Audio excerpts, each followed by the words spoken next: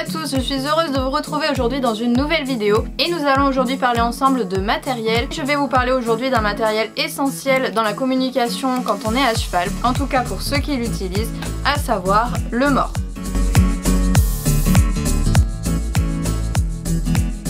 Je vais déjà commencer par vous présenter les différentes parties du mors pour qu'on sache de quoi on parle au fur et à mesure de la vidéo.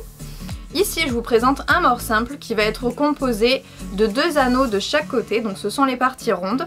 Ensuite, vous avez entre les deux anneaux les canons. C'est la partie qui va se trouver dans la bouche du cheval. Au milieu, nous allons avoir plus ou moins de brisures. Ce sont les petites choses qui permettent au mors de s'articuler dans la bouche du cheval. Ce sont les deux nœuds que vous allez avoir ici, qu'on appelle donc brisures. Ici, vous allez retrouver deux brisures, c'est donc un mors double brisure. Je voudrais vous parler des différentes sensibilités dans la bouche du cheval. Il faut savoir que les mors vont agir sur différentes parties, notamment les commissures, la langue, les barres et éventuellement le palais. Évidemment, il y a différents degrés de sensibilité à l'intérieur de la bouche du cheval. Par exemple, les commissures de la bouche du cheval vont accepter plus facilement la douleur, au contraire des barres qui sont une partie extrêmement sensible de la bouche du cheval. Ce sont en fait tout simplement les gencives, l'endroit où les dents ne sont plus présentes et où le mors va venir se reposer. Et donc forcément, si on a un mors qui agit là-dessus, c'est un mors qui va être sévère et très efficace, donc il va falloir avoir une main très douce. Le palais du cheval est également une zone qui va être sensible au choc, au coup. Et enfin, la langue est une partie assez délicate qui va supporter à douleur quand il s'agit d'appuyer dessus. Par exemple, appuyez sur votre langue avec votre doigt de cette façon-là, vous allez voir que ça ne vous fait pas plus mal que ça. En revanche, elle va être extrêmement sensible au pincement. Donc les parties du mors que l'on va mettre à l'intérieur de la bouche du cheval sont vraiment essentielles, il faut vraiment très bien les choisir. Il va notamment falloir faire attention à la forme des canons du mors. Il faut savoir que pour un même mors, il peut exister différents degrés de sévérité en fonction de l'épaisseur du canon ou de ce que vous allez retrouver sur les anneaux à l'extérieur de la bouche. La chose la plus évidente, ça va être la partie qu'on va situer à l'intérieur de la bouche. Plus elle va être fine, plus ça va être sévère pour le cheval. Plus elle va être épaisse, au contraire, plus elle sera confortable. Vous comprendrez facilement qu'un mors comme celui-ci est très fin et fera donc souffrir beaucoup plus le cheval, mais forcément il aura une réaction beaucoup plus efficace également. Au contraire du mors de Bali par exemple, qui va être beaucoup plus épais. La partie à l'intérieur de la bouche, encore une fois, qui est ici, donc les canons, sont plus épais que le mors précédent que je vous ai présenté. On voit bien que cette partie ici est beaucoup plus large que cette partie ici, et au milieu c'est la même chose. Ici vous avez une grosse olive qui est beaucoup plus confortable qu'une partie toute fine comme ça. Pour rester dans ce qui se passe à l'intérieur de la bouche du cheval, on va aussi pouvoir utiliser sur nos mors différentes matières. La plus grande majorité des mors vont être composés d'inox comme ce mors là. C'est les mors gris tout simples qu'on retrouve la plupart du temps en sellerie. Ce sont des mors tout simples qui ne vont pas avoir d'effet particulier. Ce sont vraiment les mors les plus basiques. Ensuite, on va pouvoir trouver des mors avec différents alliages comme celui-ci où on va retrouver donc de l'inox sur la plupart du mors et des petits rouleaux de cuivre. Ces rouleaux en cuivre vont permettre au cheval de saliver et donc d'être amené à se décontracter plus facilement. On retrouve également des mors en résine. Ces mors là font partie des mors les plus doux pour la bouche du cheval. On retrouve également avec ceux-là, je les mets à peu près sur le même pied d'égalité, on va retrouver les mors en caoutchouc également. C'est exactement la même chose qu'un mors comme celui-ci, sauf qu'au milieu vous allez avoir une grosse partie noire. Ce sont des mors qui sont encore une fois en général utilisés pour les poulains parce qu'ils sont très épais et très doux. Ils sont assez confortables. En fait c'est comme si le cheval avait un gros chewing-gum à l'intérieur de la bouche tout simplement. En revanche, comme ils sont assez gros, en général, on peut avoir des problèmes sur les chevaux qui ont une bouche assez étroite. Dans ce cas-là, ils risquent d'être plus gênés qu'autre chose. On peut également retrouver des mors totalement recouverts de cuivre ou de différents alliages, plus ou moins concentrés en cuivre, puisque le cuivre a pour effet de faire saliver le cheval et donc encore une fois de l'amener à se décontracter. Il existe aussi des mors recouverts de cuir pour les chevaux qui ont tendance à blesser ou qui ont du mal avec le contact froid des mors. Une deuxième chose qui va se passer à l'intérieur de la bouche du cheval et qui peut jouer sur le degré de sévérité de votre mors, ça va être les articulations. Donc ici nous avons une articulation simple, c'est-à-dire qu'il n'y a qu'un seul endroit qui est brisé, qu'une seule articulation. Sur celui-ci nous avons deux articulations, ici et ici. Et sur celui-ci nous n'en avons aucune. Le mors ne s'articule pas, il ne bouge pas, c'est un mors droit. Ici vous avez donc un mors droit, un mors double brisure et un mort simple brisure. Ces différents morts vont chacun avoir une action différente dans la bouche, vont agir sur des parties différentes à l'intérieur de la bouche du cheval.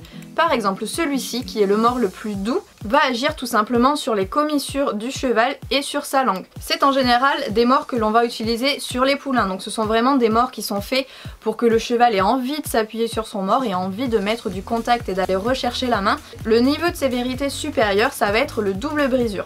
C'est un mort avec lequel vous allez pouvoir avoir un peu plus de précision tout en gardant un cheval décontracté. L'intérêt de ce mort, c'est qu'il va agir encore une fois sur les commissures et sur la langue. L'action sur la langue va être un peu plus forte et c'est un mort qui va commencer à agir un peu sur les barres du cheval. À savoir que les barres sont les parties les plus sensibles dans la bouche du cheval. Ce mort là va tout simplement venir se poser sur la langue, légèrement sur les barres et ensuite on va venir agir sur les commissures. Le gros avantage de ce mort là, c'est que vous ne pouvez pas pincer la langue. Donc ce mort là et le mort droit ne peuvent pas pincer la langue du cheval et sont donc très agréables pour eux. Au contraire du mort simple brisure, donc celui-ci, ce mort là, lui, va agir encore une fois sur les commissures, mais également sur la langue et beaucoup plus sur les barres. Vous allez avoir une action plus forte sur les barres du cheval, donc beaucoup plus douloureuse, et également sur la langue. Il va venir agir comme ça avec son mort, et la partie pointue que vous voyez se former au niveau de l'articulation va tout simplement pénétrer dans le palais et va venir créer des douleurs plus ou moins fortes au cheval. Donc forcément ils vont avoir une action aussi plus forte que les morts double brisure ou que les morts droits, mais quand même c'est vraiment très inconfortable. Nous allons principalement distinguer deux familles de morts, à savoir d'un côté la famille des morts simples et de l'autre la famille des morts à effet, en général à effet de levier. Je vais commencer par vous présenter la première famille, donc les morts simples. Donc un mort simple c'est quoi? C'est juste un mort qui va avoir des anneaux et un canon. Tout simplement, il n'y a pas d'autre action, on aura une relation directe avec la bouche. Au contraire des morts à effet de levier dont je vous parlerai juste après.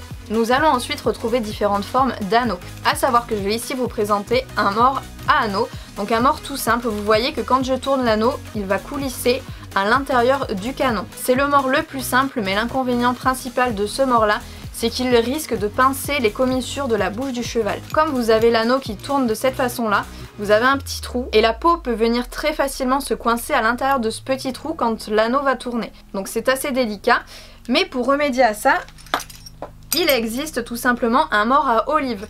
Donc ici vous pouvez voir que c'est à peu près la même forme. En revanche, si j'essaie de tourner l'anneau, il ne tourne pas. C'est ce qui va éviter tout simplement à la peau de pénétrer à l'intérieur du canon et donc d'être pincée. Ici vous n'avez donc aucun risque de pincement et c'est exactement la même action que le mort précédent, que le mort 2 anneaux. Celui-ci est donc un mort à olive. Ensuite on va rentrer dans les morts un peu plus bizarres entre guillemets. Ici nous avons un mort verdun. C'est un mort qui va avoir une forme de D tout simplement à l'extérieur. Pareil, il ne risque pas de coincer la peau du cheval et de la pincer. Et il va avoir la particularité en fait d'encadrer plus facilement la bouche du cheval. Si vous tirez d'un côté avec votre renne, le mort ne pourra pas entrer dans la bouche du cheval puisque vous avez cette petite partie là qui est très droite. Au contraire d'un mort à anneau simple, si jamais vous tirez d'un côté, vous avez un grand risque que l'anneau pénètre à l'intérieur de la bouche puisque vous n'avez rien pour le bloquer. Vous allez avoir des petits anneaux en cuivre, donc les parties marron que vous voyez sont du cuivre qui vont permettre la salivation et donc la décontraction du cheval. Le cheval va également pouvoir jouer avec sa langue en faisant tourner les anneaux, ça va l'amener encore une fois à se décontracter, à mobiliser sa langue et à ne pas crisper sa mâchoire. Il existe aussi des morts où on va retrouver des jouets vraiment plus poussés. Dans le même style du coup que le mort verdun, je vais vous présenter un mort à aiguille. Vous l'aurez compris, les aiguilles sont les deux grandes parties que l'on va retrouver de chaque côté du mort. Ce mort là est un mort qui s'utilise principalement sur les jeunes chevaux, évidemment pour les encadrer. Vous allez avoir l'aiguille qui va venir appuyer sur tout le côté de la bouche du cheval pour venir encadrer vraiment le jeune cheval. C'est comme si on vous plaçait la main comme ça sur le côté de la tête et qu'on vous accompagnait vraiment jusqu'au bout du mouvement. Contrairement à juste avoir une action qui vous traverse la bouche d'un côté ou de l'autre, que vous ne comprendriez pas forcément. Plus la partie à l'extérieur de la bouche du cheval est droite et grande, plus elle sera encadrante et plus elle va accompagner votre cheval pour tourner. Donc ce mort verdun sera un peu moins encadrant que ce mort à aiguille qui a les aiguilles beaucoup plus grandes. Le dernier mort simple, c'est un mort où toutes les personnes ne sont pas forcément d'accord.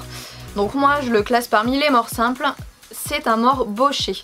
Donc vous avez une forme de B en fait à la place de l'anneau. Vous allez venir accrocher vos rênes sur cette partie là et les montants du filet sur cette partie juste ici. L'action est simple, vous avez une action directement dans la bouche et vous allez avoir un petit effet de levier très léger qui va venir faire céder le cheval au niveau de la nuque. C'est un mord en général qu'on utilise sur un cheval assez bien dressé et quand on veut venir pousser un petit peu le travail de dressage.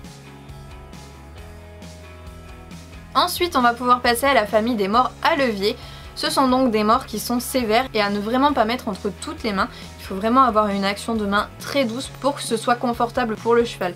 Ce sont des mords, si jamais vous montez avec une main forte, qui sont vraiment très douloureux, donc il faut vraiment faire attention. Je vais commencer par vous présenter sûrement le plus connu, c'est le pélame. Donc le pélame va être constitué, comme le mord bauché, d'un mord en B. Donc c'est exactement le même principe, on va venir brancher nos rênes ici et les montants du filet juste là. Mais ce qui va le caractériser principalement, c'est cette branche là.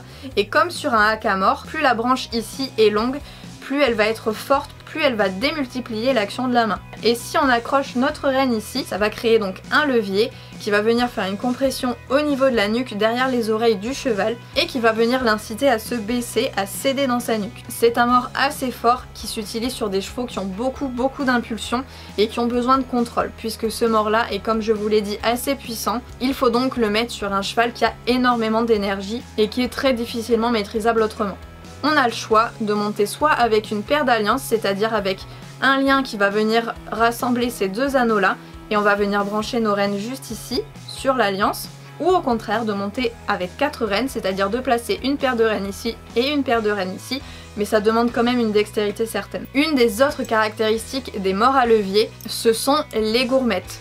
Les gourmettes qui viennent se placer sous le menton du cheval. En fait, tout simplement, lorsque l'on va venir agir sur les rênes lorsqu'on a une gourmette, la gourmette va venir tout simplement écraser très fortement la langue du cheval et va venir compresser un nerf très douloureux sous le menton du cheval. Donc dès qu'on a une gourmette, c'est vraiment quelque chose de sévère et il faut vraiment y faire super attention. Dans les mords à effet, on va aussi retrouver un PSOA. Alors j'en ai pas là à vous présenter, mais il s'agit des mords qui vont avoir 3 anneaux les uns collés aux autres. Il va tout simplement permettre de baisser ou de relever la tête du cheval comme on le souhaite en fonction de là où on va placer nos rênes sur ce mord. C'est un mord qui n'est pas vraiment dur puisqu'effectivement il ne va pas posséder de gourmettes. Évidemment il existe une multitude d'autres mords que je ne peux pas forcément vous présenter en une vidéo. Je me suis juste contentée de vous présenter vraiment les principaux et les plus souvent utilisés.